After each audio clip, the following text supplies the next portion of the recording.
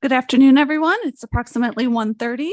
At this time, Lisa Young will take a roll call to see if a quorum is present. Thank you, Madam Chair. Members of the committee, when I call your name, please respond. Walter Bouchard. Amanda McGinnis. Here. Thank you. Kevin Allen. I'm here. Thank you. Kelly McKenzie. Beverly Chanowski. Here. Thank you. Mike Denby. Steve Trussell. J.C. Porter. Here. Thank you. Dave Berry. Danae Pressler. Present. Thank you. Amy Murray. Present. Thank you. John Sherrill. Present. Thank you. Derek Castaneda. Ed Stillings. Here. Thank you. Ron Gritman. Hondo Judd. Chris Bridges. Spencer Camps. Byron Easton. Kim Butler. Here. Thank you. Aaron Cooper. Present. Thank you. Ryan Cavalier. Here. Thank you. Rhonda Humbles. Matt Potzler. Present. Thank you. Scott DeBias. Present. Thank you. Ramona Simpson. Corin Smith.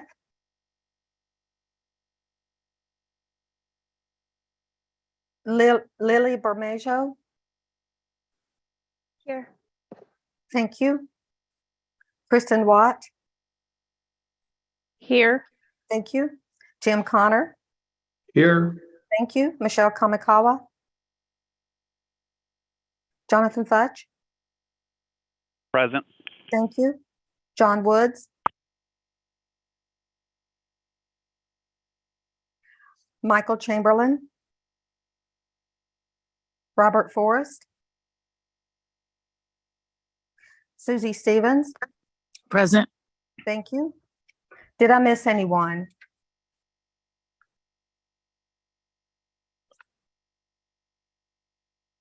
Madam Chair, we have a quorum.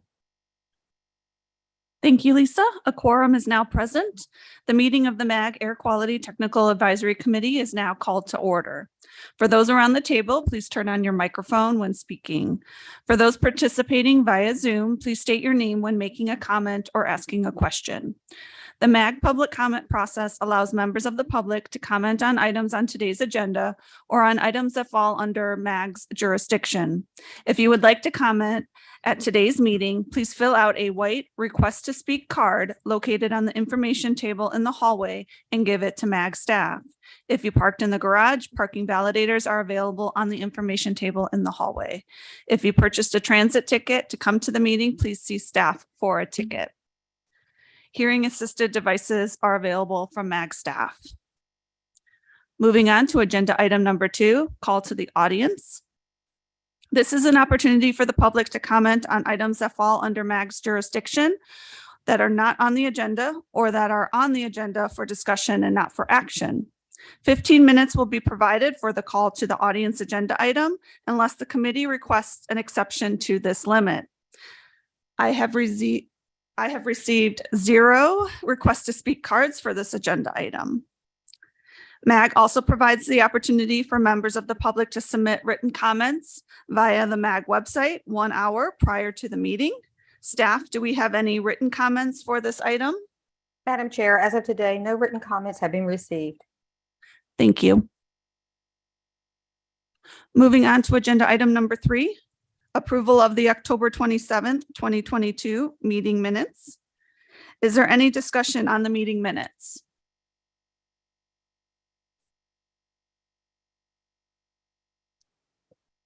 Hearing none. Prior to approval, do we have any members of the public who wish to comment on agenda item number 3? Seeing none. Staff, do we have any written comments for this item? Madam Chair, no written comments have been received. Thank you. Is there a motion to approve the October 27th, 2022 meeting minutes? Tim Connor, so moved. Thank you, Tim. Is there a second? This is John Cheryl. I'll second. Thank you, John.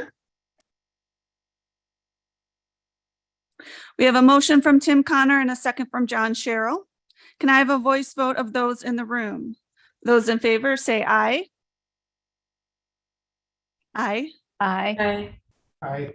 Oh, sorry, only those in the room here. Oh, sorry.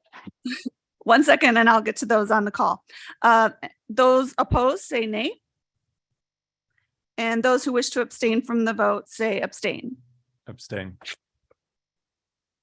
Thank you. Now we will move to a roll call vote of all members participating virtually, which will be taken at this time by Lisa Young. Thank you, Madam Chair. Members of the committee, when I call your name, please state your vote. Walter Bouchard. Amanda McGinnis. Aye. Thank you. Kevin Allen.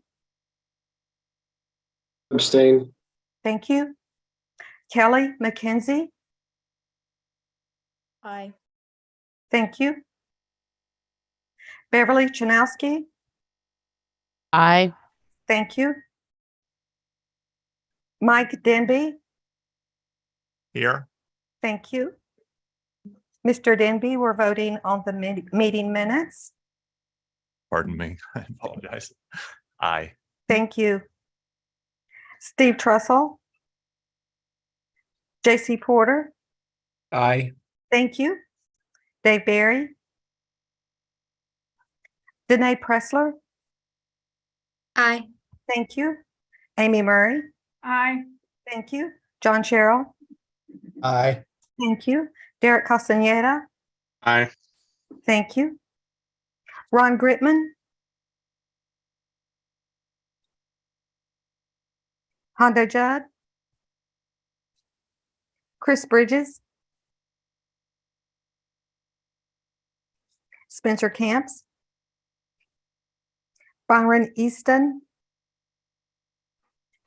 Kim Butler. Aye. Thank you. Aaron Cooper. Aye. Thank you. Ryan Cavalier. Aye. Thank you. Rhonda Humbles. Scott DeBias. Aye. Thank you. Ramona Simpson.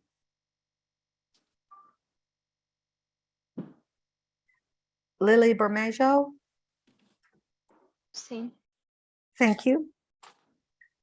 Kristen Watt. Aye. Thank you. Tim Connor. Aye. Thank you. Michelle Kamikawa. Jonathan Fudge. Aye. Thank you. John Woods. Michael Chamberlain. Robert Forrest. Susie Stevens. Abstain. Thank you. Did I miss anyone?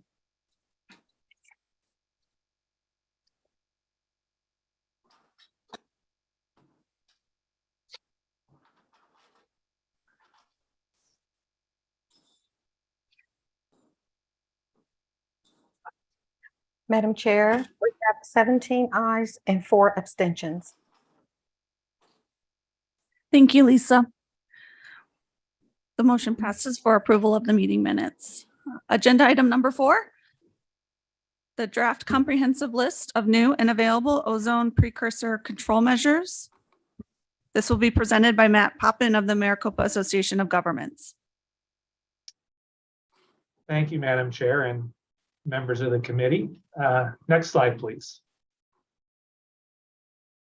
Thank you. So I want to give you a little background on why this comprehensive list was developed.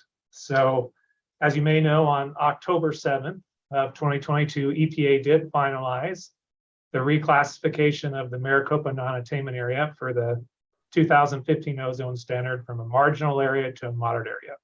And the new attainment date is August 3rd, 2024, to meet that moderate area attainment deadline. A moderate area plan is due to EPA by January 1st, 2023. I will just say for transparency that that timing is not feasible. So we will be submitting a plan late. Even though we're going to work as fast as we can to get it up there, it's not possible to have a plan together by the first of next year. Additionally, preliminary ozone modeling does indicate that additional control measures are going to be needed to both meet the attainment date and to meet other moderate area Clean Air Act requirements like contingency measures and reasonable further progress. So to start off the planning process to meet these requirements, MAG did contract with Ramboll US Corporation to develop what we're calling a comprehensive list of new and available ozone precursor control measures. So the precursors are NOx and VOC. This is a resource to assist in trying to develop an attainment demonstration and meet Clean Air Act requirements. Really, the purpose of this list is meant to answer the question, what is out there that is currently being implemented or is planning to be implemented that we don't currently do within our non-attainment area? So this is a resource that we wanted to know what other areas we're doing. Next slide, please.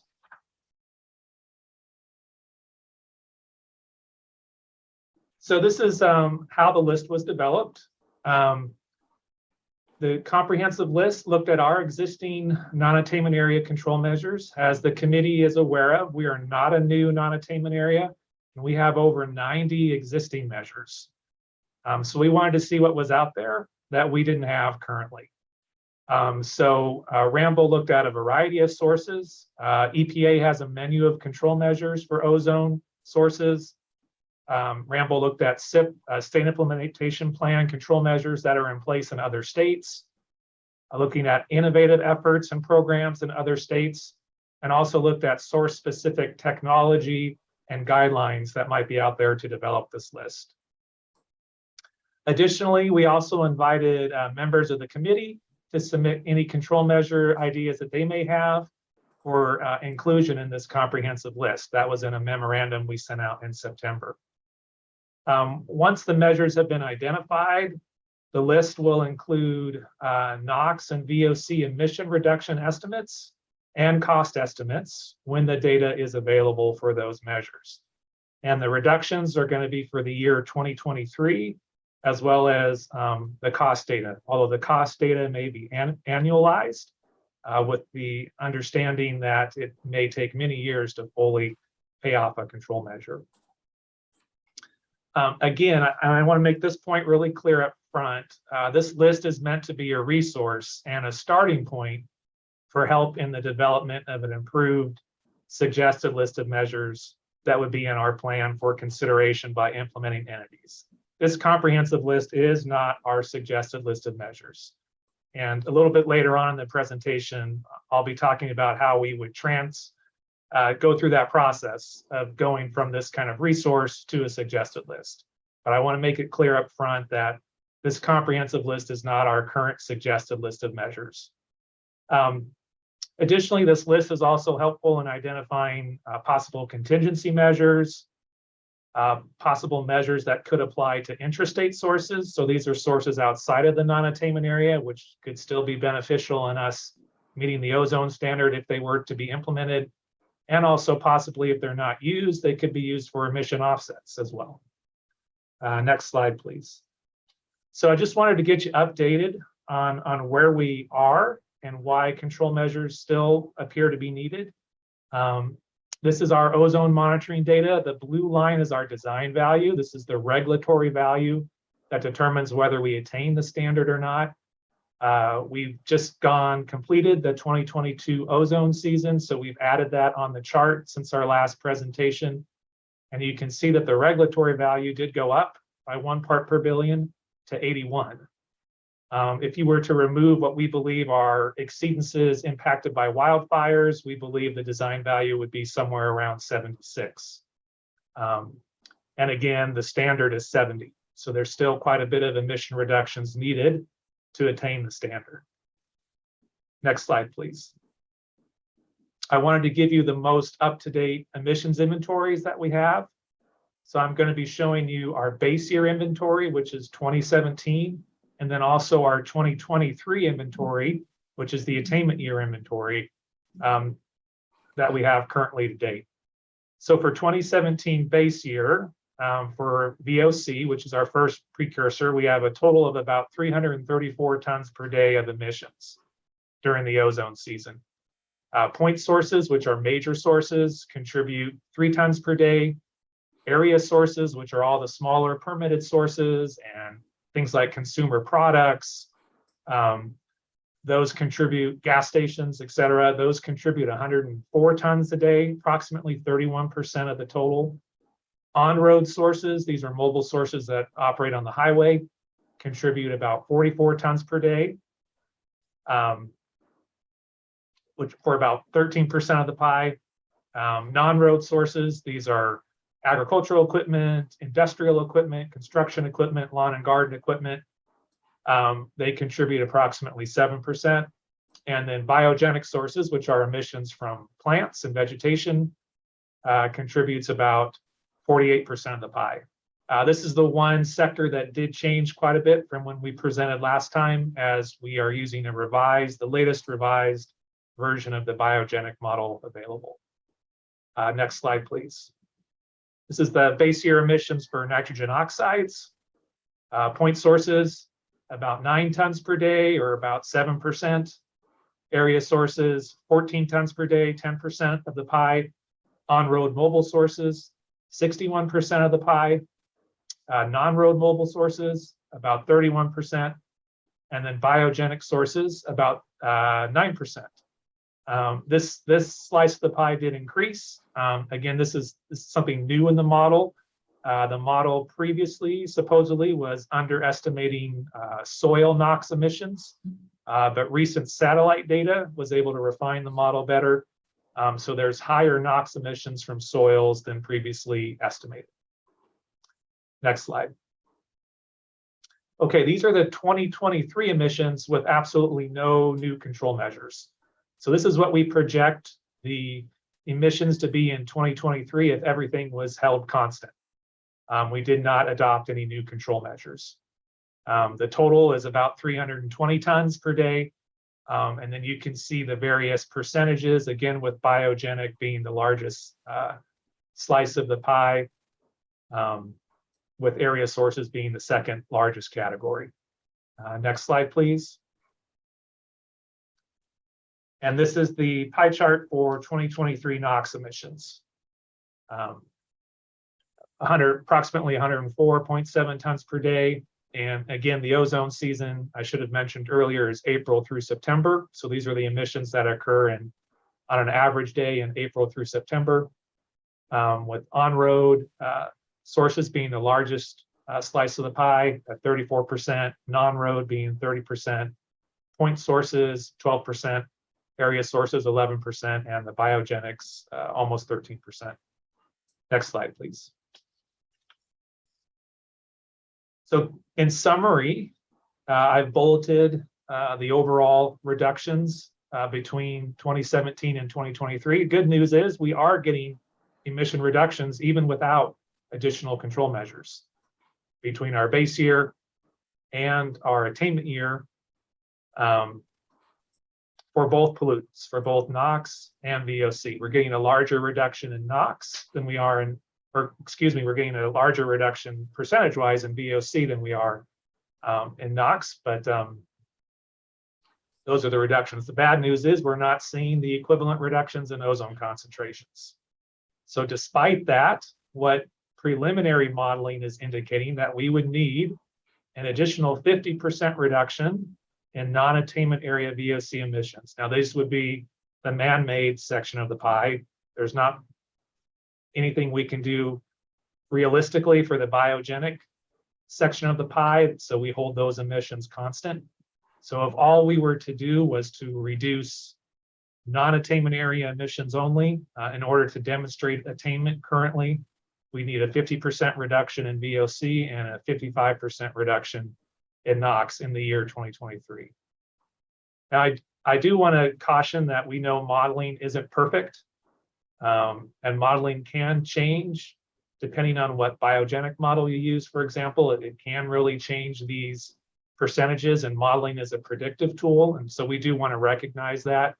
But regardless of what the computer modeling is telling us, we do know that additional reductions are needed, regardless of what those final percentages are, and pretty significant reductions are needed in order to attain the standard. And the other challenge that we have is we would need these control measures to go into effect next summer in order for us to take benefits of it and see reductions in 2023. So we've got a lot of challenges ahead of us, but that's why we wanted to get these draft measures to you as quickly as possible. Next slide. So we did make these available, and we do not, at Ramble, where we're at in the process is Ramble has completed draft spreadsheets with these comprehensive lists. We provided these beginning on November 23rd to the committee.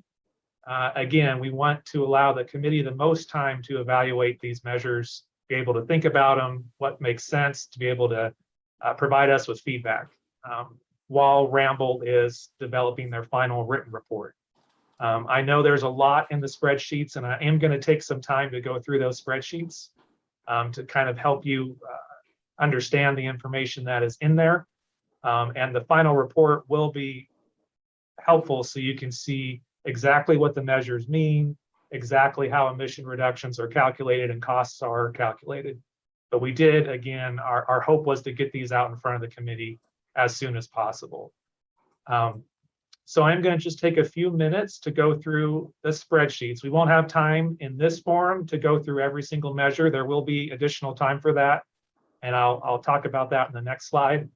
But I do want to at least take a couple minutes to go through these spreadsheets and let you, in case you're struggling with how to interpret them. So Tyler, if you could go ahead and click on that link, and we can open up these spreadsheets, please. Thank you.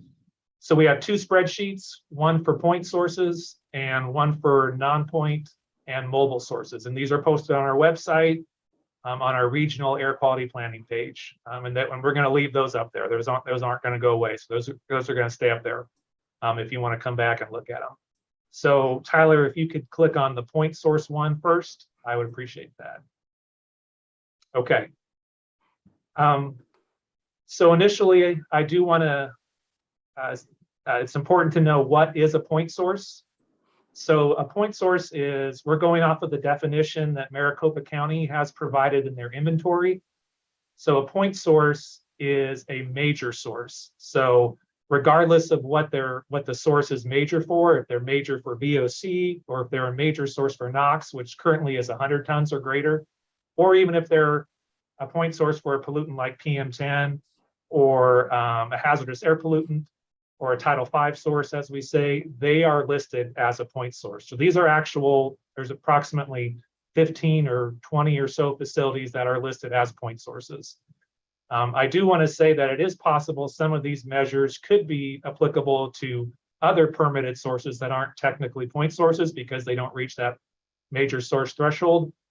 But in terms of how the spreadsheet works, point sources are major sources only.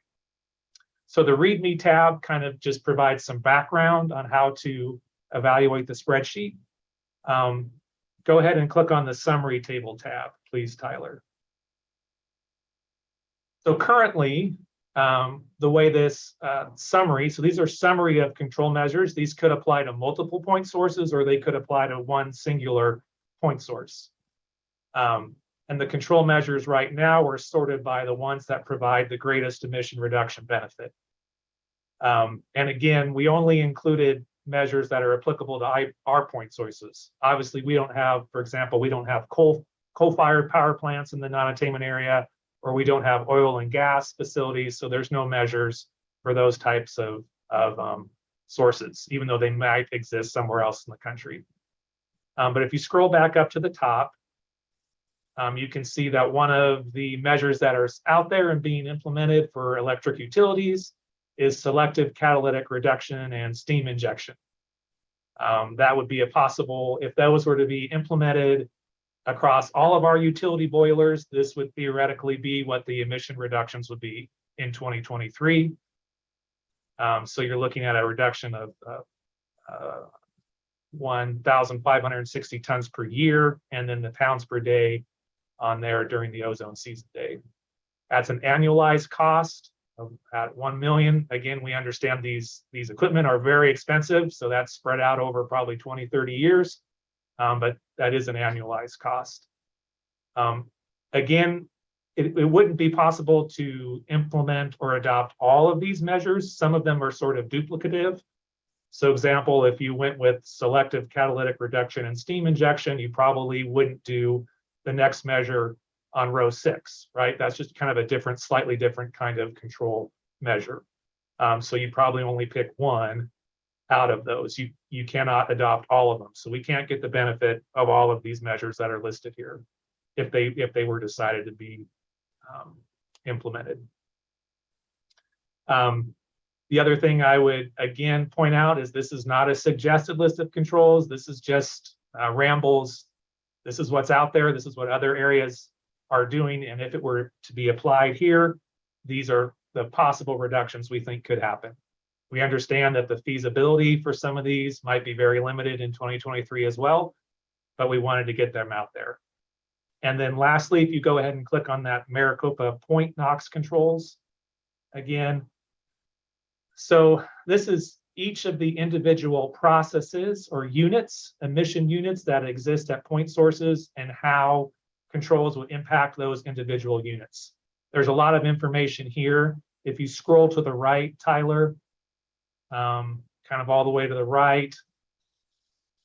Yep, keep going.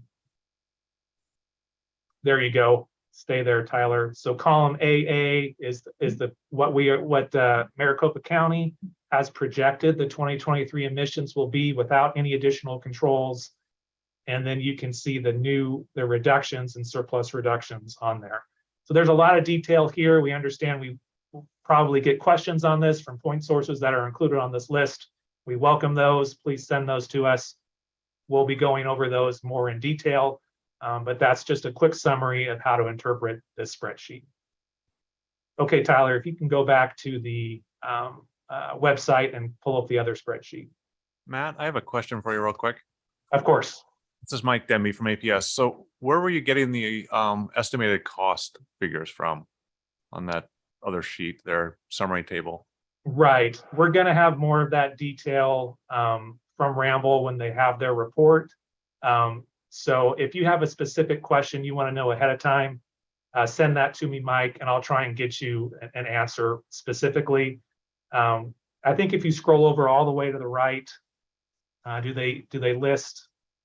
Okay, no. So if you have a specific question, let me know, Mike, and I'll try and get, and this goes for anyone on the committee, I'll try and get you as much detail as I can on how those costs are calculated. But we just didn't have time to have the report available, and it was too much to put in a spreadsheet. In general, they are annualized costs again.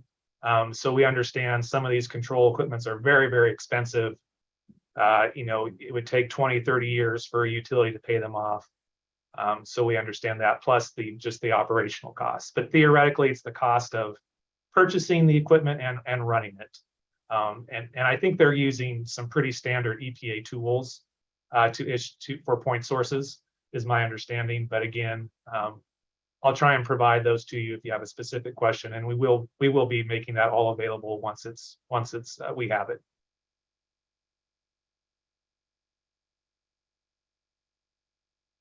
Okay, Tyler, yes, if you could pull up the other non-point spreadsheet. Thank you. Again, this README tab kind of explains some of the assumptions used in this one.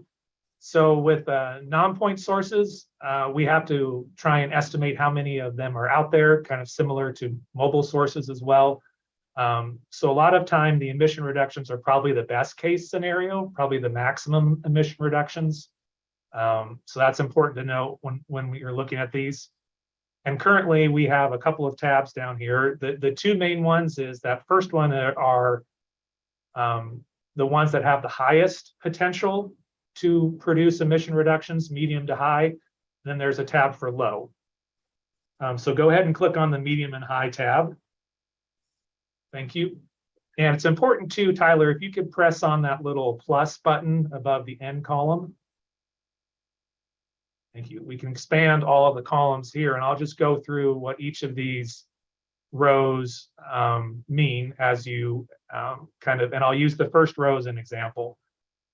So row 7, we see that the name of the possible measure is repowering engines. So what's the pollutant that it's applicable to? That's pollutant of NOx. And then we have from the emissions inventory, this is the 2023 emissions for non-road engines that would be applicable to that measure. So there's about 37,000 pounds per day and 3,400 pounds per day of VOC. So where does this measure come from? This is currently a measure on EPA's menu of control measures. Where is that at? Where available, we provide the link if you want to go and look up that measure yourself under column J. Is this accounted under an existing program? We put no on there. Some of the yes and no's are hard to tell, but for the most part, we don't currently have a program in place where we're actively repowering non-road equipment engines. If you scroll over to column N, these are the emission reductions that are expected if this measure were to be implemented in 2023 with the following assumptions in column S. So the assumption here is that for all non-road sectors, we're assuming a 15% fleet turnover from either tier 0 to tier 2 engines for non-road equipment to tier 4 engines. That's the assumption. That might be too high, it might be too low, but that's the assumption currently in place. Right now, the cost, it was simpler because there are so many measures to put costs into these bins of low, medium, high. If you quickly go to the README tab again, you can see what those bins are. Scroll down a little bit. Low is less than 1,000. Low is, less than 10,000 pounds per ton. Medium is 10 to 30,000 pounds per ton. And high is greater than 30,000 pounds per ton. Okay, go back to the tab 1 there. Thank you. And if you scroll over a little bit farther, okay, yeah, that's the extent of the information. We know there's going to be a lot more information. What do you exactly mean by these measures? That's why it's important in the meantime, while Ramble is developing the report, to go ahead and look at the source of those measures. Sometimes looking at the source is helpful. But again, we're gonna go through these measures much more in detail. We understand the committee wants to understand these, and we will be doing that. Just really briefly, if you click on the low emission reduction potential, it's organized the same way, but the emission reductions are much lower for if these measures were to be implemented.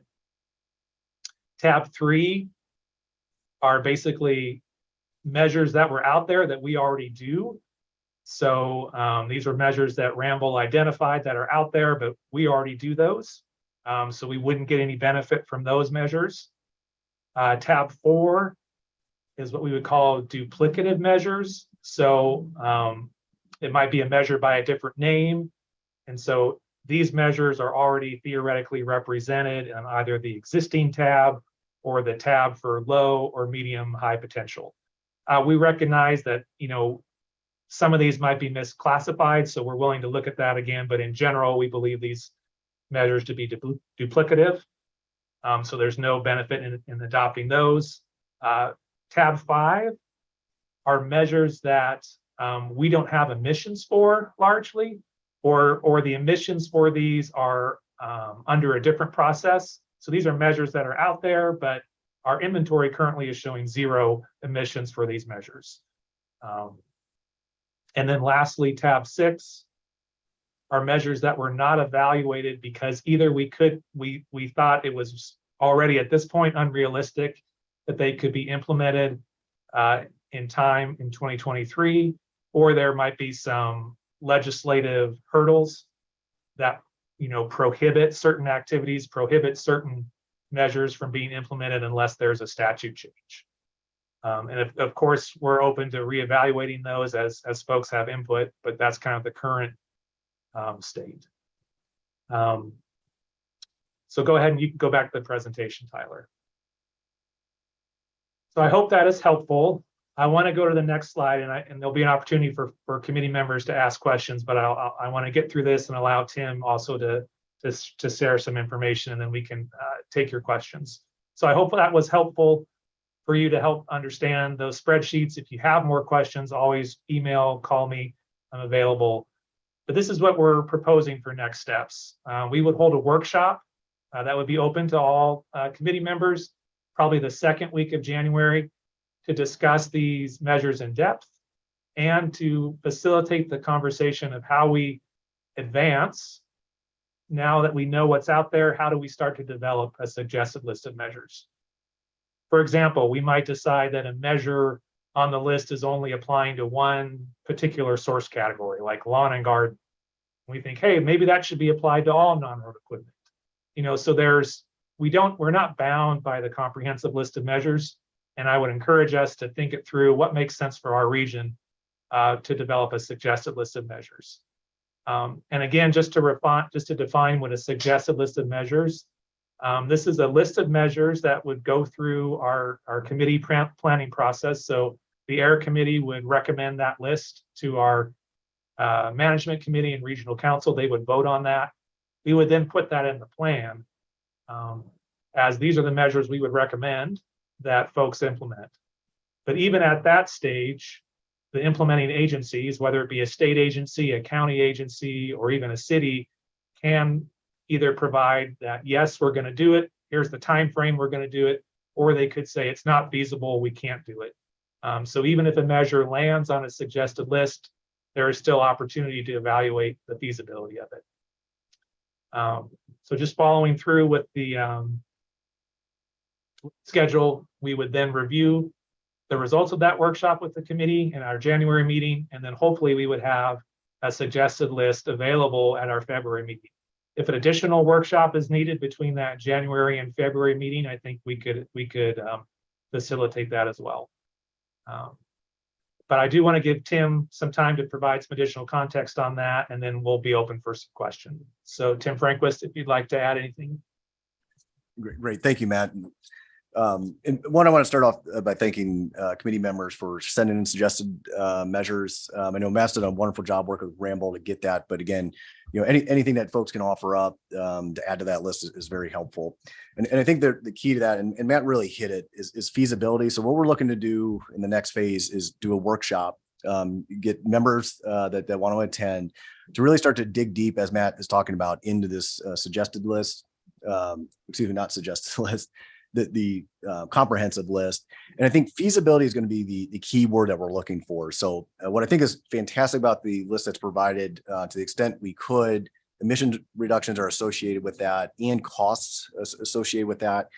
What we'll be looking for in feasibility is really ease and speed of implementation. I think Matt mentioned what really I want to ring the bell on that 6 ppb differential between where we're at and where we need to get to the 70 parts per billion standard. It is substantial, and I just don't want to hide behind that fact. It's massive. And to kind of give you an analogy, so we did some modeling that if we moved every single car out of Maricopa County, so I think it's somewhere in the neighborhood of 4 million vehicles that were off the road, that would reduce ozone concentrations to about 7 parts per billion. So we would be near compliance by removing every single vehicle.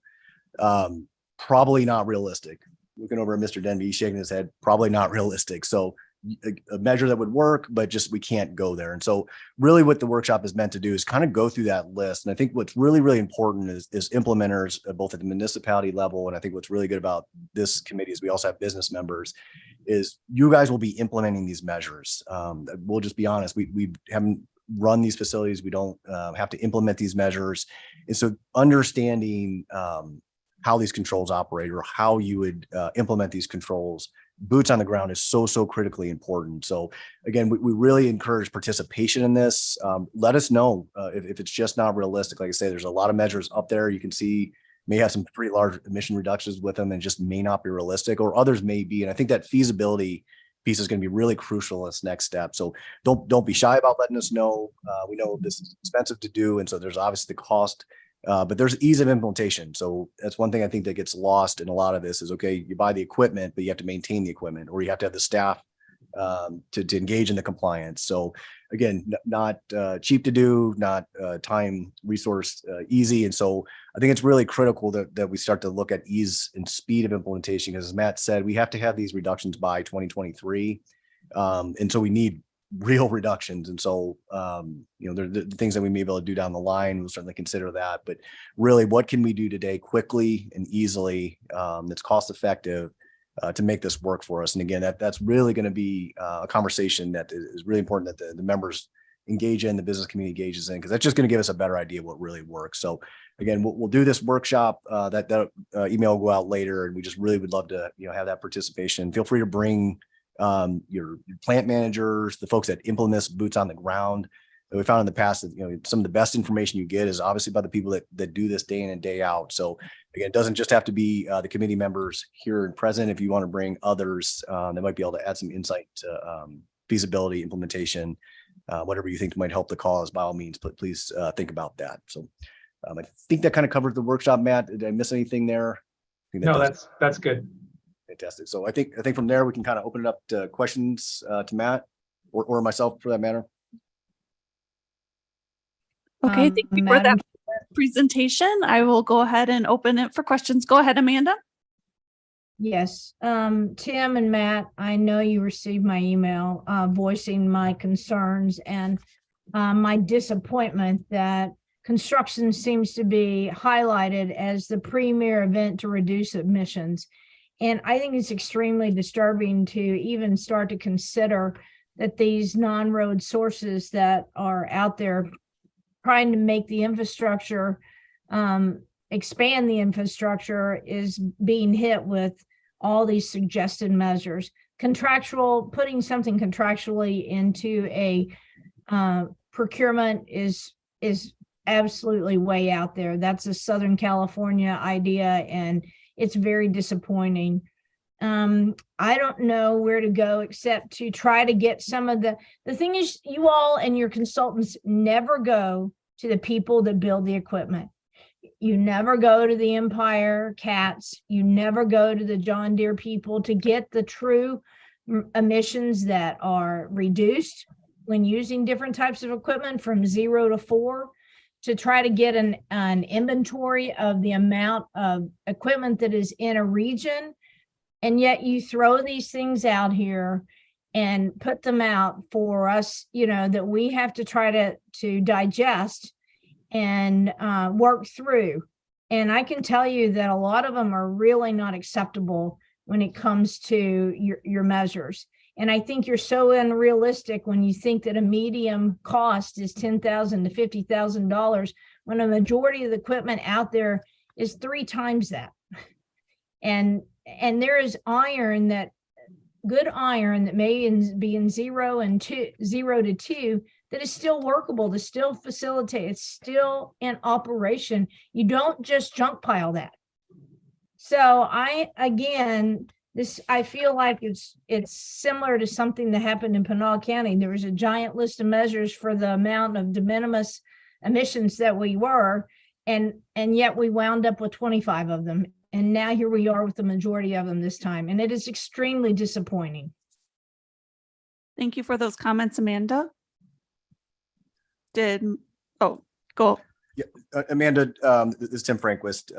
Totally understand the frustration. Again, I just want to really highlight what Matt said. This list is not a suggested list. This is just a comprehensive list of all measures. I'm sitting here next to Mike Denby, and I've seen some wild numbers up there for the folks that run utilities. It is a lot of the usual suspects. I think in air quality we see this often. It's unfortunate that it does seem to fall on the backs of kind of the same industry. So I think it's really important just to continue to emphasize at this stage, even if you see a large majority of numbers fall up in your industry, that still is only a comprehensive list. The suggested list, again, is what we'll work on next. So what I would do is caution folks to get too frustrated yet, even if you're seeing your industry up there a lot, because again, this is just a list. It doesn't represent anything but just a starting point, as Matt said. So again, totally understand the concern, totally understand constantly coming up on these lists. Just, I would say, just be patient with us. And this is, again, let me reemphasize the importance of that workshop. Amanda, I think what you emphasize is exactly that. Is this realistic? Because again, as we kind of pull one balloon, if we're putting too much onus on one company or one industry, we may lose that company or industry, and that obviously has ramifications too. So, we're balancing the environment and the economy on this. So again, we're pretty far away from a suggested list, but again, this is where we want to get that workshop and that dialogue going, so we know what's realistic, and so it doesn't fall on the backs of just one industry. Madam Chair and Director, Tim, if you don't mind, I'd like to expand on that.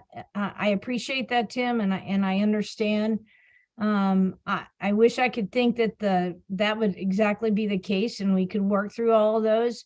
And I will be hopeful for that, but I want to remind the owners that are in the room here, the other agencies that are in the room that have an awful lot of iron and equipment sitting in their lots that they utilize to do their maintenance work. This would apply to you all as well. And so we will fight very hard to make sure that you are not exempt from these regulations that have to go out on industry, because I know you all have iron too. And it's going to be a challenge. It's going to be a real challenge. So I think we need some true industry experts. You all need to go out and seek some industry experts in the sense of the equipment manufacturers to come in and be a part of these workshops. Thank you. Thank you. I think we have some more comments. Mike, did you have a comment? Yeah, I've got two, a comment and a question, I guess. Question is trying to put my head around the overall format of what this means and is. Is this a proposal for regulatory changes, or is this a proposal for voluntary actions? What is this list going for at the end of the day?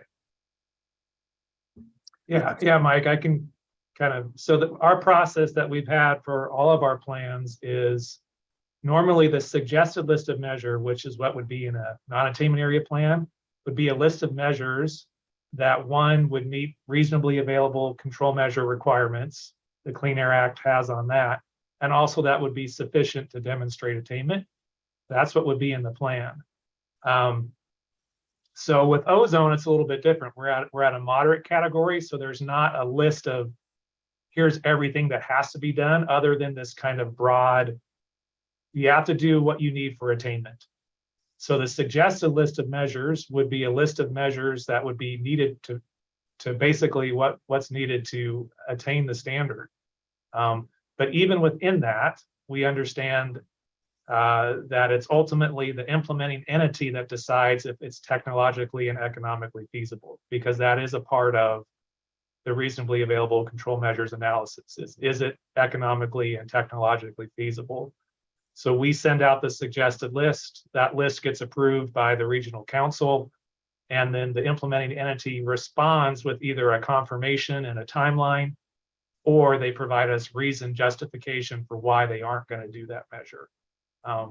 But in short, yes, this would be new measures. They're not voluntary measures. These measures would be committed to, and they would be submitted as part of a non-attainment area plan to meet the standard.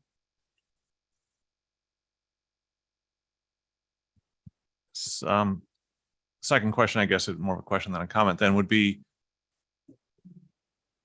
is there any, well, I know there is some, but I'm not sure if it applies to this. If you're trying to get to for gauge that thought for a second. Too many thoughts in my brain. So I'm thinking about like IRA funding and some of the other ozone funding that has been showing up here and there. Are you anticipating that any of that money is going to go towards these more voluntary measures across the top, or is this all just suggestions for industry to do themselves? No, I mean, and again, that's something we'd want to work through at the workshop, but you know, a lot of how, like, for example, most of the non-road measures, when you dig into them, most of the places like California, or I shouldn't say most, but some of the measures, they often have funds associated with it to help in the replacement or the repowering or the retrofitting of those engines. Now that takes a lot. It either takes a commitment from the state, or if there's a legislative change to allow for funding to be available for example, changing out lawn and garden equipment, or even changing out the larger industrial and construction equipment or agricultural equipment. But again, I would just say that these would be committed measures. So voluntary measures, unfortunately, you can't use in a SIP. They're nice. We want to definitely encourage them wherever we can, but voluntary measures are not part of a SIP. And so if the suggested measure is, let's say, retrofitting 10% of agricultural non-road equipment, the response from the state or from the county could be, yes, we're going to try and implement that measure. We're going to set up an air quality fund to help implement that. Something like that is a possibility. So again, some of those emission reductions in there are probably pretty optimistic on what can happen. But again, overall, these would be committed measures that, if the SIP were approved, would be federally enforceable. All of those type of things. Just a quippy comment. So when could we expect that SIP to be approved? 2050? Well, most likely we'll know, because EPA will have to, at a minimum, our attainment date is 2024. So we'll know if we've attained the standard or not. That'll probably be the trigger. If we attain the standard, EPA is going to be much more likely to approve the SIP. If we don't, they're going to be much more likely to not approve a SIP. Do I have any other questions on the phone?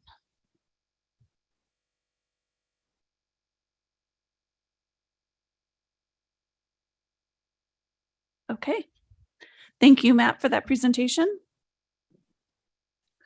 Moving on to agenda item number 5, measurement of speciated volatile organic compounds in Maricopa County.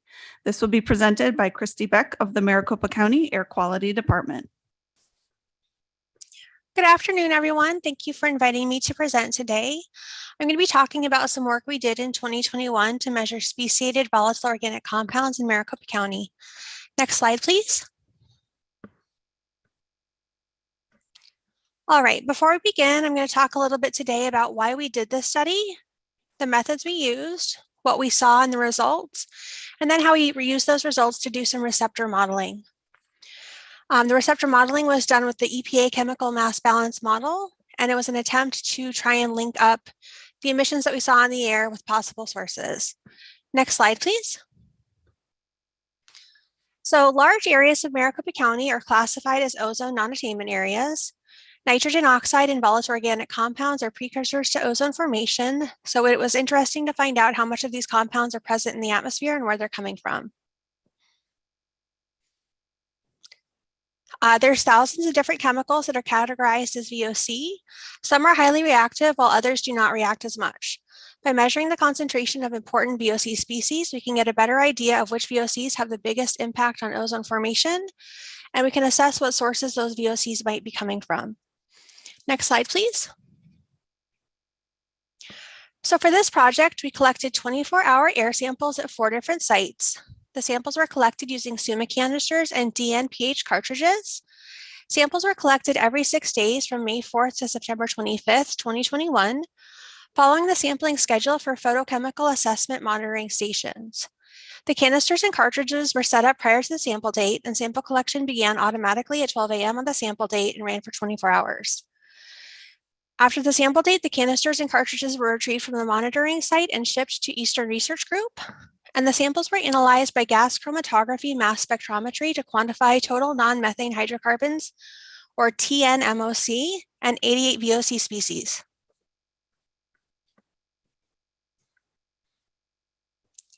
The circles on this map show the ozone monitoring stations in and around Maricopa County, and VOC sampling was conducted at 4 sites, which are indicated by yellow circles with red centers.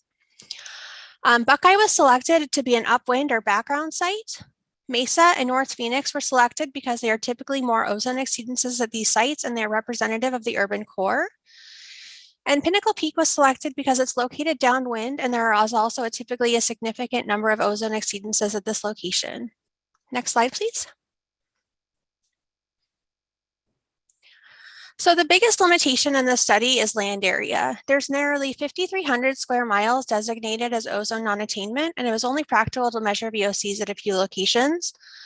Additionally, we were kind of restricted by the location of existing monitoring sites, and the samples are more heavily influenced by the local nearby sources. The sampling dates might not be representative of all days in the ozone season. Also, the analytical method identifies 88 compounds out of thousands of VOCs in the atmosphere. So there was a lot of VOCs that were not speciated. Additionally, not all VOC species are equally reactive, and there was a lack of available current profiles for receptor modeling. Next slide, please. Once we received the data, the first thing we looked at was sample completeness. So we did collect samples every 6 days from May 4th through September 25th. So there were a total of 25 dates. At Mesa, all 25 of those samples were considered valid. We did have to, unfortunately, invalidate 3 samples at Buckeye towards the end of the sampling due to a problem with the sampling equipment. And then there was 1 sample date invalidated at North Phoenix and Pinnacle Peak due to various reasons. Next slide, please. So this slide shows bar and whisker charts outlining the concentration of total NMOC on the left and unknown VOC on the right. The average concentration is indicated with an X. The line above the blue blocks indicates the top quartile of measurements. The blue and green bars show the middle 2 quartiles, and the line below the green box is the bottom quartile of measurements. At the top, you're going to see some open circles with some numbers there. Those are outliers that were measured at various dates during the sampling period. So there was 1 outlier day for TNMOC at North Phoenix and Pinnacle Peak. And then there was 1 outlier day for unknown VOC at North Phoenix and Buckeye. And at the Mesa site, there were 3 outliers for TNMOC and unknown VOC. And those outliers were actually significant enough to push that average measurement into the top quartile. The average TNMOC ranges from 166 ppbc at Mesa to 91 ppbc at Pinnacle Peak. And ppbc is just parts per billion of carbon. When we compare the total and unknown VOC, we find that North Phoenix had the lowest average unknown concentration, which was 57%, followed by Mesa and Pinnacle Peak at 65%, and Buckeye at 68% unknown. Next slide, please. So this chart shows the relative concentrations of different types of VOCs at each site.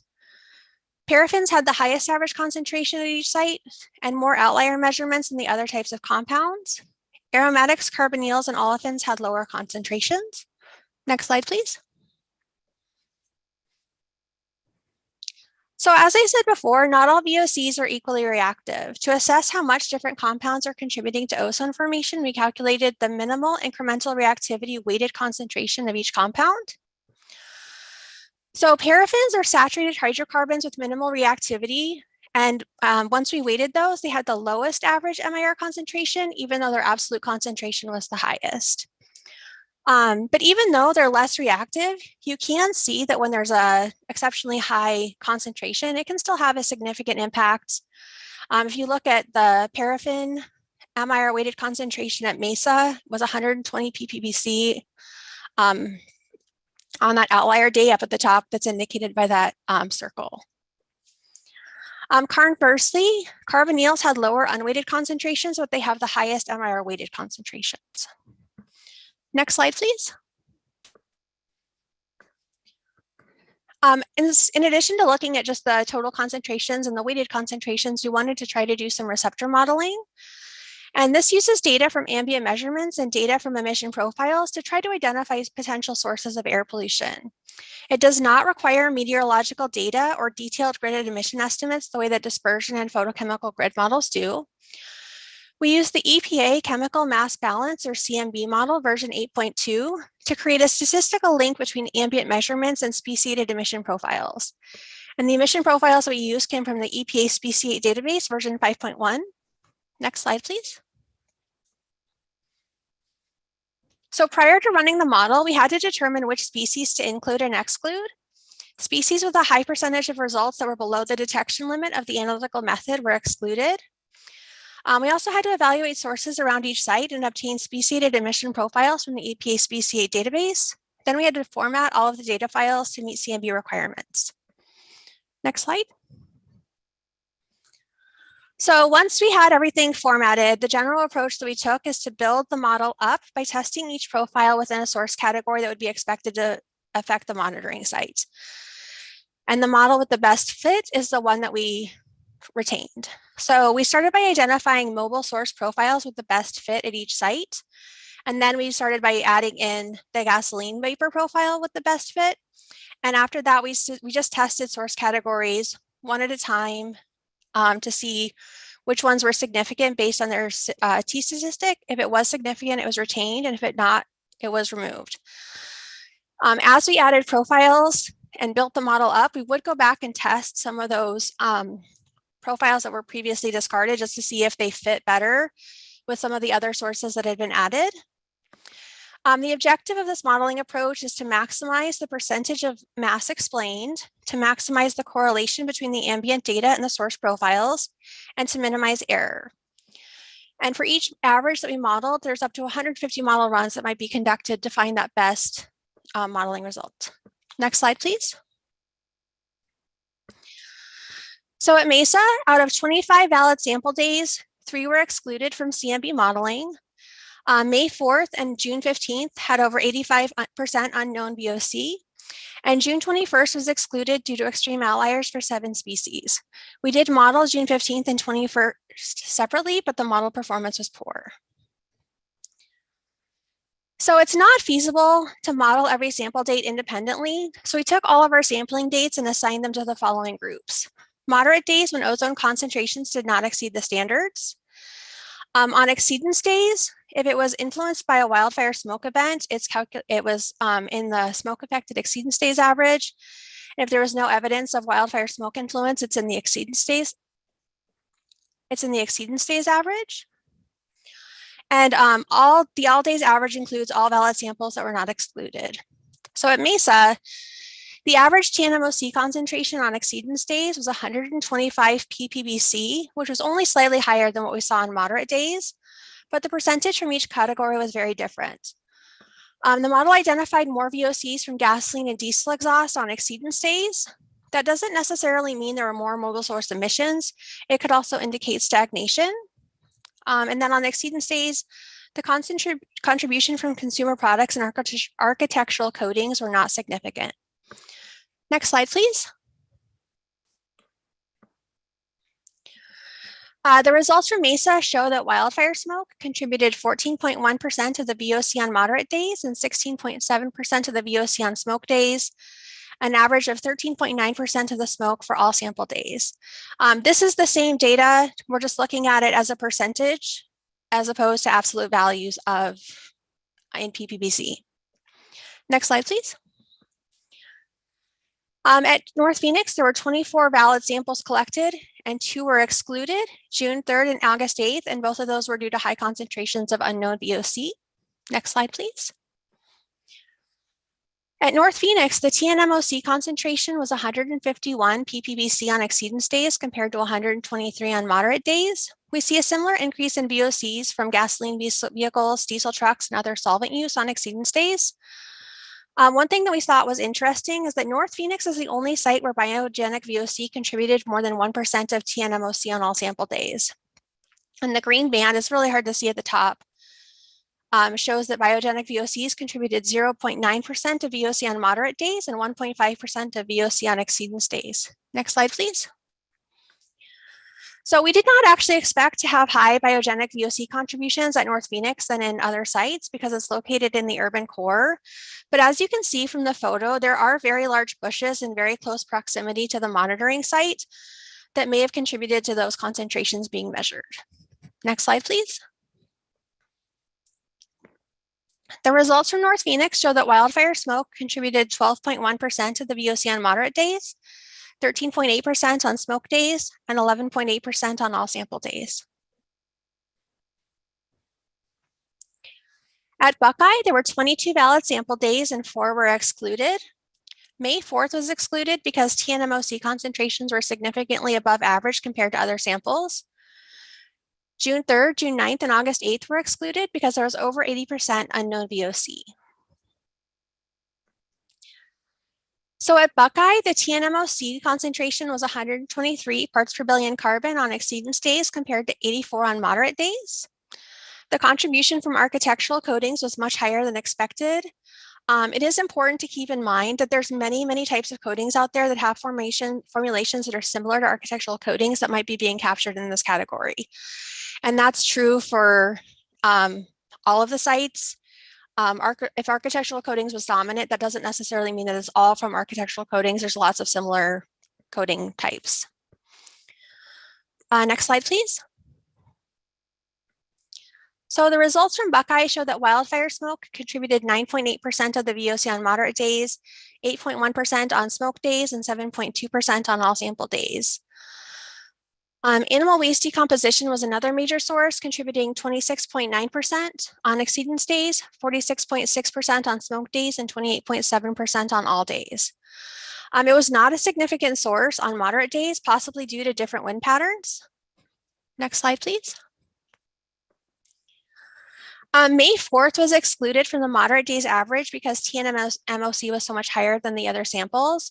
So we did model this on its own, and we found that gasoline vapors contributed 49.2% of the measured VOC. So I think that this really illustrates how much nearby sources can contribute to what we're seeing in the speciated VOC results.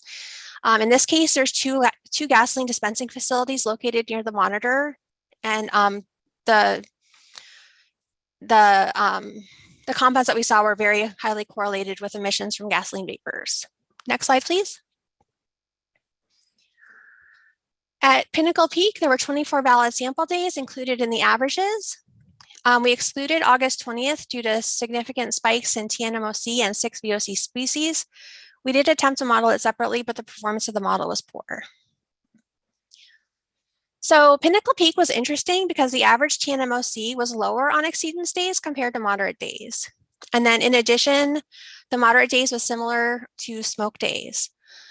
One thing that's interesting here, we did test the animal waste decomposition profile because there's multiple riding and boarding staples kind of scattered to the west and southeast of the site. This source profile ended up being statistically significant and having a much higher contribution than what we had expected. It is possible that compost emissions from golf course landscaping waste stored near the monitor may have contributed to this, but unfortunately we could not find a speciated composting profile, so we could not differentiate between animal and green waste decomposition. Next slide, please. So at Pinnacle Peak, wildfires contributed 10.9% of TNMOC on moderate days, 14.9% on smoke days, and 11.1% on all days. As we did expect, contributions from mobile sources and gasoline vapor were lower at Pinnacle Peak than the other sites. Next slide, please. So some patterns that really stood out to us is that solvent-related source categories were more dominant on moderate days, while mobile sources were more dominant on exceedance days. That's not necessarily due to emissions. It could be other factors playing into it. But wildfire smoke was significant for exceedance days occurring after June 15th of 2021 due to some big wildfires that occurred late in the ozone season. Once we had like the average source contribution estimate at each site, we took that and then the total NMOC at each site and calculated a scaled source contribution estimate for each site and added those together to get a total for all 4 sites combined. The source contributions range from 0.4% for biogenic to 17.4% for architectural coatings, and wildfire smoke contributed more than 8% of the TNMOC measured in the study. Next slide, please. We attempted to compare the TNMOC source contribution estimates that we calculated to the PEI. Based on the comparison, CMB indicates that there are more emissions from combustion than solvents and fewer emissions from wildfire, smoke, and biogenic sources. There's many reasons why this might be the case, but one factor that's likely a significant reason is that the model does not account for any chemistry that happens in the air between the time when emissions occur and when they're measured at the sampling location. So for example, isoprene from biogenic sources has a very short daytime atmospheric lifetime, around 1 hour, and it's quickly oxidized in the ambient air. And that may have contributed to some of the unknown VOCs that were measured. Isoprene can also form formaldehyde, which actually had the 6th highest concentration measured at Buckeye, North Phoenix, and Mesa, and the 4th highest concentration at Pinnacle Peak. Formaldehyde is also emitted by fossil fuel combustion. So formaldehyde from isoprene could potentially be leading to overestimates in the mobile source and natural gas combustion categories. Next slide, please. So as I said, CMB does not account for any atmospheric chemistry that occurs. We did find in the speciate database that some of the solvent and coating profiles have not been updated in many years to reflect the current formulations. There was also a lack of speciated emission profiles, particularly for natural gas turbines and composting. And then again, the PEI categories do not directly align with source profiles from CMB. Questions? Thank you, Christy. Are there any questions here in the room? Thank you, Christy. This is Mike Denby with APS. That was very interesting to listen to and to see. What struck me is you said, at least for the VOCs in that one site, like some of these sites are potentially impacted by localized sources, I guess you'd say, the composting or the trees or foliage nearby. How much does that play into the overall conclusion of what this means? And is this something that needs to be, does it play into that conclusion as well as the larger conclusion of our overall ozone monitoring network? Like, is there something that needs to be addressed there? Well, as far as like the ozone monitoring network, we do a network assessment every 5 years. So we're pretty confident that the ozone monitoring network is accurately characterizing ozone concentrations throughout the valley. I think anytime you're measuring very specific concentrations of things, the closer you are to that source, it's going to have a significant impact. Ozone isn't directly emitted, so it's more of a regional pollutant. But if you look at, even particulate matter, the closer you are to a source of particulate matter, the more impact that source is going to have on what you're measuring. So in the case of the bushes, we would not normally expect like one bush to have such a significant impact, but when it's, just a few feet from where you're collecting the samples, the emissions don't have the opportunity to disperse before you're collecting that sample. So I think we were a little bit surprised about how much of an impact nearby sources had. I think especially like the example from Buckeye with the gasoline vapors. There's 2 gasoline stations nearby, but during that one event, that was contributing 50% of the VOCs, and that's not because 50% of the VOCs in Maricopa County were from gasoline, but just right at that one location where that sample was collected, that particular day, those had higher emissions. So it's I think we found it was much more influenced by local sources than we had anticipated. So I don't think we can take the results from this and really extrapolate out to what's happening everywhere in the county, but I think we're pretty confident of what we measured at these specific sites.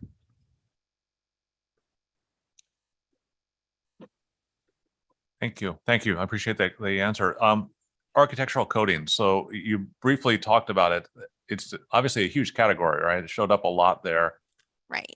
You said that it might actually be masking something else might be within it because, is there that much building painting going on? I'm not sure exactly what architectural coatings covers completely to begin with, but what do we know about the sort of digging down into that a little bit more to figure out what that means? Is it yeah, so we did look there's a number of coating profiles in the speciate database that we had tested. what happens though is that, so you might have, there's, 20 different types of coatings that you could have. You could have marine coatings or automobile refinish coatings or painting. So there's lots of different types of coatings that occur. But if the solvents that are used to make those coatings are pretty similar, you're not going to really be able to identify both coating types with the species or the CMB model because they're just too similar for the model to differentiate. So we keep the one that works the best, knowing that it could be masking other similar profiles. So let me see if I understand you.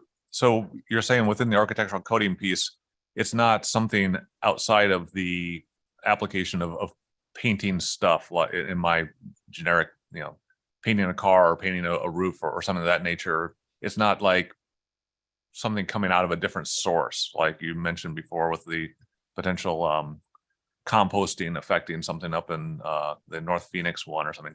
Architectural coating still is architectural coatings. It still means like somebody's putting some sort of chemical onto something and it's resulting in that.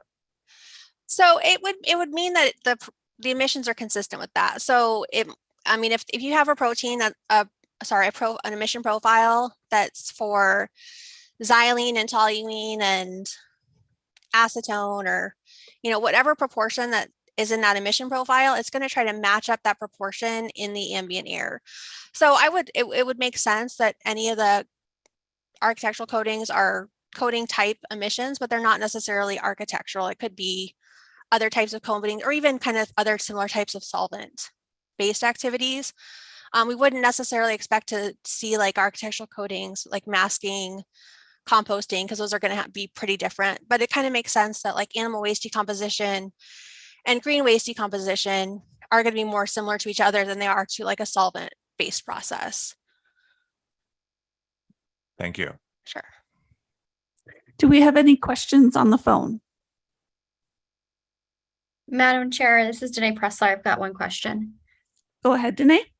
Thank you. Christy, this is really interesting. I'm wondering what we know about the public health and environmental impacts of these different VOCs. So there's a variety of VOCs that were speciated. Some of those VOCs are considered hazardous air pollutants, some aren't.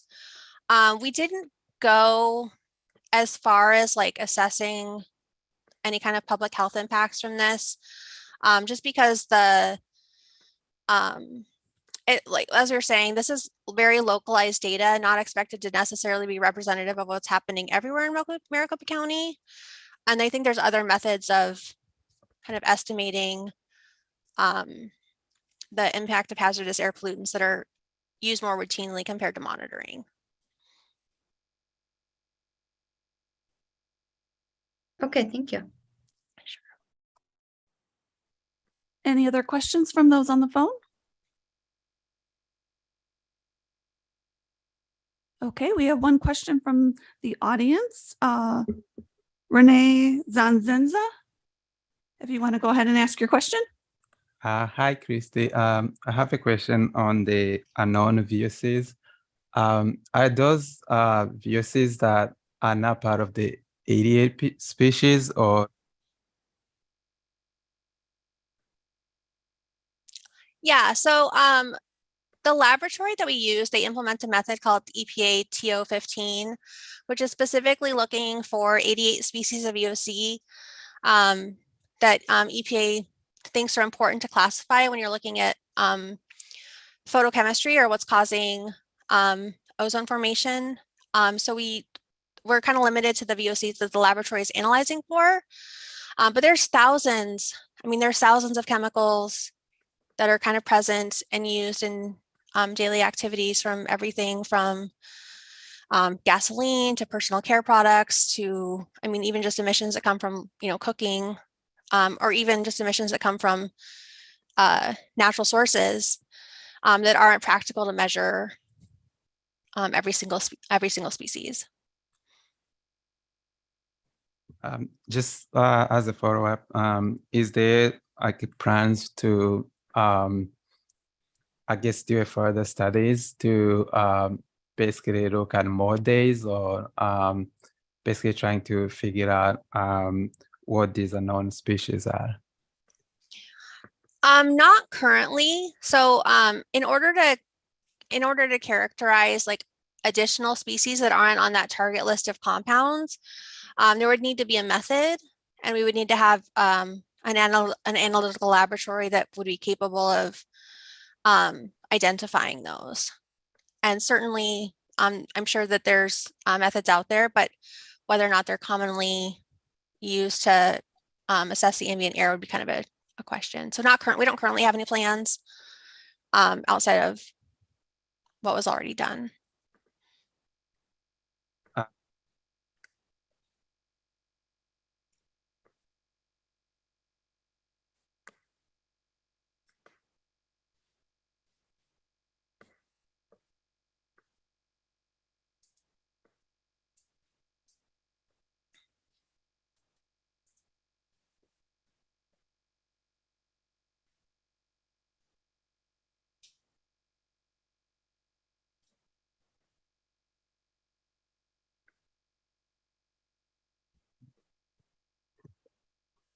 Christy, did you hear that question? No, I'm sorry, I didn't hear a question. Sorry about that. I think the question was if there were. Oh, I ahead. can repeat the question. So my question was, when I was looking at your presentation, I noticed that the contribution from sources varies from one monitor to another. And I was wondering if there is plans to expand this study to look at other monitors as well, because it clearly shows that looking at only 4 monitors does not give you the entire picture of what's happening in the Phoenix Valley.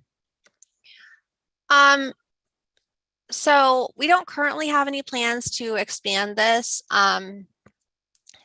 It's extremely expensive and time consuming to do this kind of work. So even just at the 4 sites that we studied, we actually had to bring on a new employee who was fully devoted to just doing that.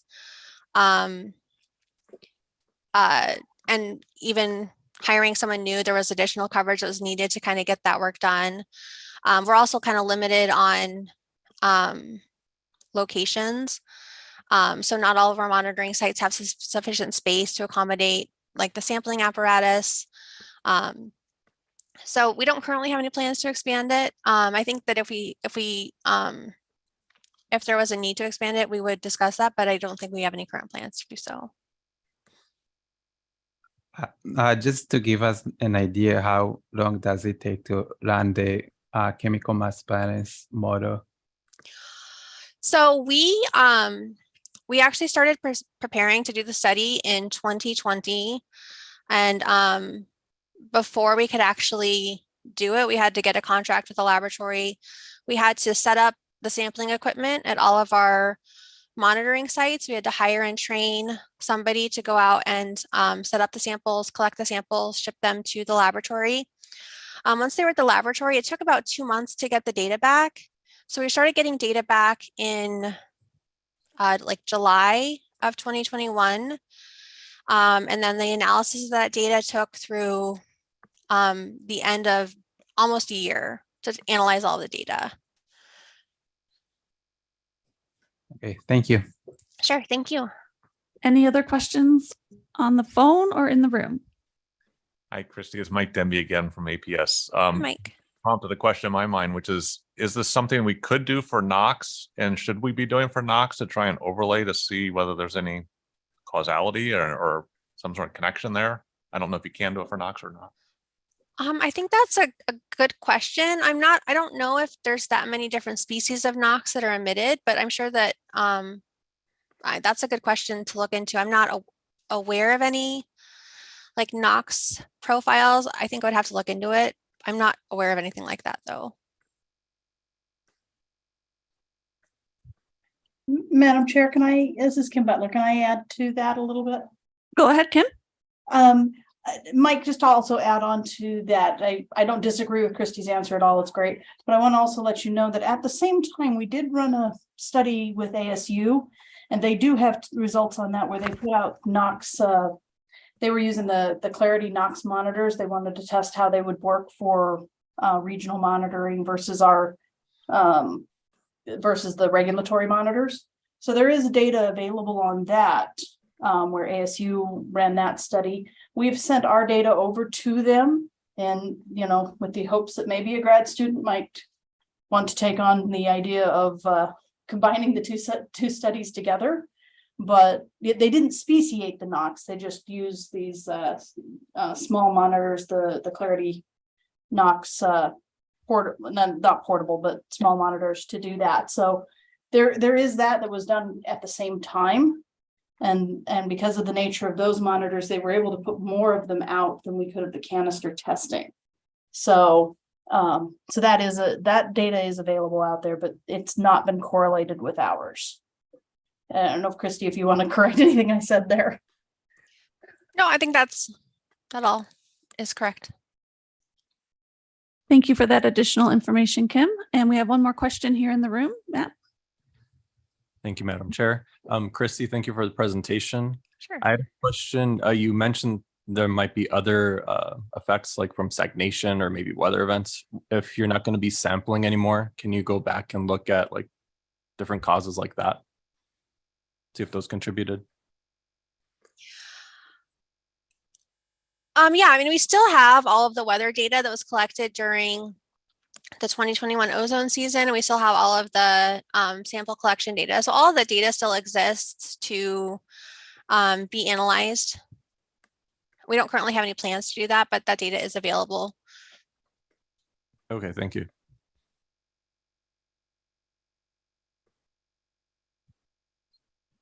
Any other questions? Okay, very good. Thank you, Christy. Thank you. Agenda item 6 is Burn Cleaner, Burn Better air pollution campaign for the winter season. And Ari Halbert with Maricopa County Air Quality Department will present.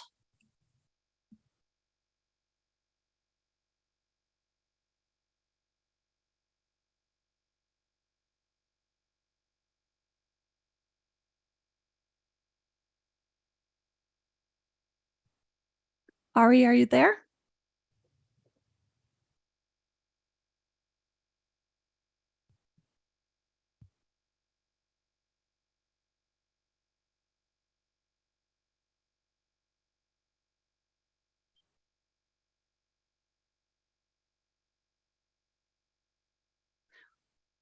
Ari, if you're there, we're not hearing you. If you could check your microphone or see if you're on mute somehow.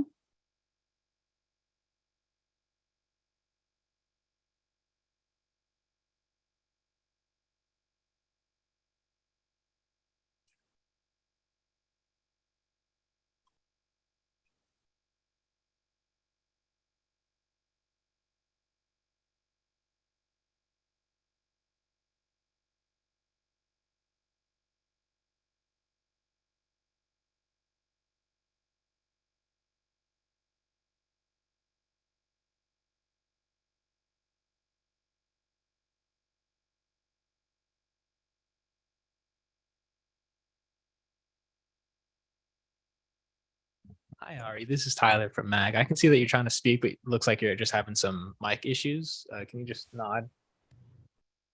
Can you hear me now? Yes. Awesome. Yes. Oh, my goodness. Okay. Well, that was nerve-wracking. I'm sorry about that. Let me start over. Well, I'm sorry about that, and good afternoon. Thank you for giving me this time to share a brief description of the components of the Burn Cleaner, Burn Better campaign this year. Next slide, please. Well, as many of you know, the Maricopa County Air Quality Department launches the Burn Cleaner, Burn Better campaign each winter season to inform and encourage county residents and businesses about the effects of air pollution caused by smoke during winter months and help by opting to not burn wood. This time, just like last year, social media communication is a major component of this campaign. We've scheduled daily posts on Twitter, Facebook, and Instagram, with paid posts on Nextdoor, Twitter, and LinkedIn. Our goal is to increase impressions by boosting campaigns, grants, incentive programs, and more. and we will continue to send out notifications and alerts for no burn days and high pollution advisory days. All posts are mirrored in Spanish through our Spanish social media platforms. We still welcome and we are still collaborating with stakeholders, other agencies and departments. And we continue to create new videos, reels, GIFs, TikToks, and infographics with educational captions that focus on the effects of PM 2.5 and PM 10 on air quality. Next slide, please. Something that we tried last year and proved to be very effective was program targeting. And this was especially beneficial for the fireplace retrofit program and the fire pit program. This allows us to reach varying communities at different times. So, people are not clicking over our ads, and it's new for them every time we post, as well as our mowing down pollution program, both residential and commercial. Next slide, please. Now, due to the success of last year's campaign, we've decided to implement similar elements with a few additional components. Our media involves TV buys this year. We're promoting the campaign through Channel 3, 5, Channel 12, and Telemundo for the Spanish speaking community, as well as iHeartRadio. This includes OTT streaming or over-the-top streaming services, digital banner ads, and radio segment buys.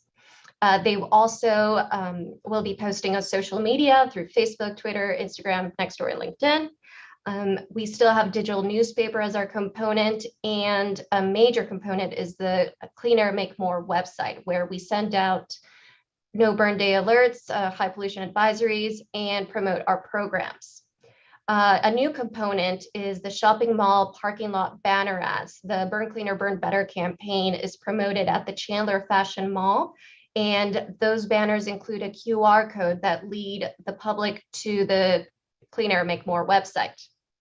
Additionally, we have the news releases, both for the launch of the campaign and for no burn days and high pollution advisories, community newsletters, virtual presentations, grocery store signage, weekly ads, and in-house radio. We partnered again this year with Bashas and Food City, so our signage will be posted on many of those stores. And again, ADOT signs mentioning if it's a no burn day or high pollution advisory. At the end of the campaign, we will have a survey to let us know how we did, if we need to change anything regarding promotion, to see how effective the campaign was compared to others and what we can improve on in the future. Next slide, please. So this year, the campaign launched November 21st and will run until January 2nd, lasting 7 weeks. We sent out a press release to launch the campaign, as well as a launch video, which includes smoke pollution information, health effects, and community involvement.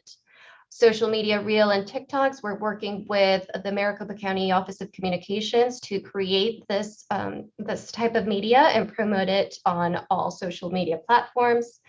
Again, sharing business partnership and participation posts, which is very important for the promotion of this campaign and reaching a larger audience. The paid TV, radio, and radio advertisements began to be broadcasted on November 21st. Next slide, please. Now, this is the video that we used to launch the campaign. It offers some information about the campaign and the health effects of smoke. And this was included in social media, posted and shared, and included in the press release that we sent out for the launch.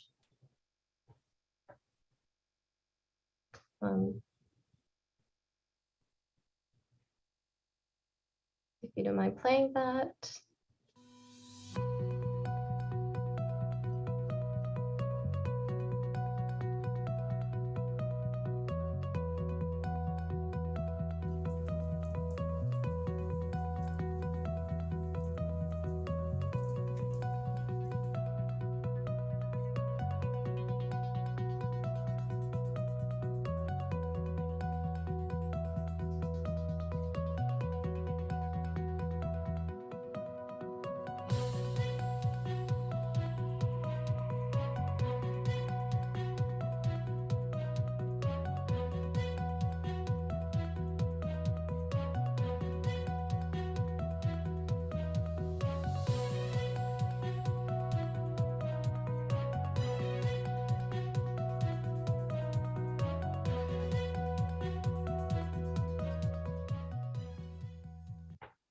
Thank you. And before I mention the next slide, I'd like to thank the state and local agencies, organizations, and businesses for their partnership and help in promoting the Burn Cleaner, Burn Better message. Your collaboration is crucial in helping us reach a larger part of our community and hopefully help reduce smoke pollution. So if anyone would like to participate in this campaign and help us promote the Burn Cleaner, Burn Better campaign, please email me at any time during this month. I'll be sure to respond and send you any materials that you need. Thank you. Thank you, Ari. We really look forward to this campaign every year, especially as the weather cools down, more fireplaces are being used. So thank you for this information. Do we have any questions here in the room? Any questions online? Yeah, this is Lily Romejo for Standalone. I just wanted to share, we are also from Salt River, Prima America Burning Community, doing the No Burn Days campaign. We do it every year as well during the winter. And in the past 2 or 3 years, we've been actually sending links to your website. So I can't recall what it's called, the clean, that website that was just pointed out is actually in our it's going to be in our Facebook post for the winter. Clean Air, Make More. And yes, thank you. We really appreciate that. And like I said, collaboration is the most important for this campaign. So we appreciate it. Thank you. Any other questions or comments on the online?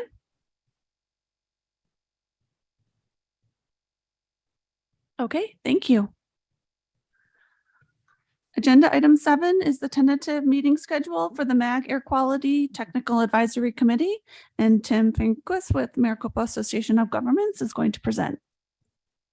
Great. Thank you, Chairwoman. And finally, a softball on air quality, right? So I think folks have the tentative schedule ahead of them. If they have any comments on that, please send that to Lisa Young. I think the biggest thing to point out is, as folks can probably see that's on video, not a lot of folks are here. We have a pretty large room. So we're going to condense in the new year to a smaller room. So we'll still have a room. So, encourage folks if they can come down.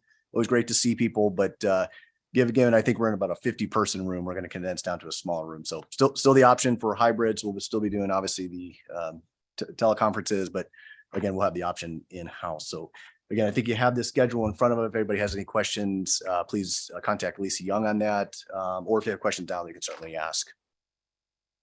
Actually, I have one question that goes back to an earlier agenda item for that work group that will be starting in January. Will that be in person or a hybrid, or what will the options be, if you know? Chairman, a great question. Sorry, I should have mentioned that.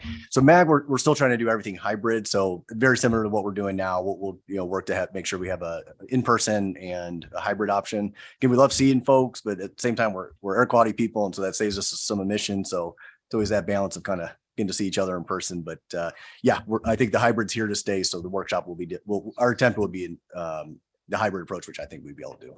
Okay, thank you. Okay, requests for future agenda items is agenda item number 8. Are there any requests by membership here in the room or online for items on a future agenda?